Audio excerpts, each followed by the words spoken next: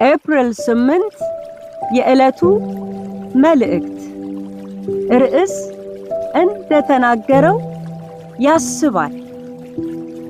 እግዚአብሔርም እንደተናገረው ሳራን አሰበ። እግዚአብሔርም እንደተናገረው ለሳራ አደረገላት። ዘፍጥረት ምዕራፍ 21 ቁጥር 1። እግዚአብሔር አምላክ እንደተናገረ የሚያደርግ አምላክ ነው።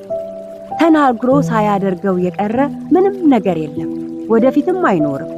ምክንያቱም እርሱ በቃሎቹ ታማኝ ነውና። ሳራ እግዚአብሔር አሰበኝ በማለት ከማመስገኗ በፊት እግዚአብሔር ዘጋኝ በማለት የራሷን እርምጃ ወስዳለች። በዚህም በቤቷና በትውልዷ ትልቅ ችግር ተፈጥሯል።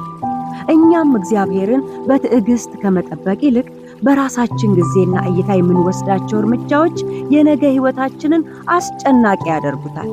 ይህ እንዳይሆን እግዚአብሔርን በትዕግስት መጠበቅ መልካም ነው። እግዚአብሔር የሚያስበው በተናገረው አምላካዊ ቃሉ ተመስርቶ ነው። እርሱ አደርጋለሁ ካለ ያደርጋል። እግዚአብሔር ሲያስብ ለእኛና ለወዳጆቻችን ትልቅ እግዚአብሔርን የማመስገኛ ጊዜ ይሆንልናል።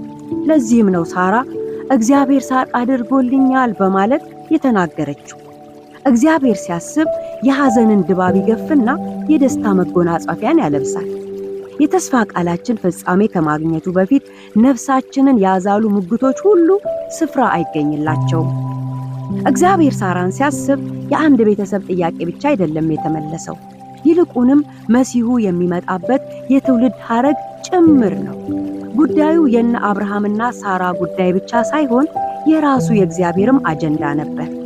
እግዚአብሔር ያስበናል ስንል ነገሮቻችንን ከኛ አንጻር ብቻ ባንመለከት፣ ይልቁንም ከዘላለሙ ከእግዚአብሔር አጀንዳ ጋር ማስተሳሰር ብንችል መልካም ነው።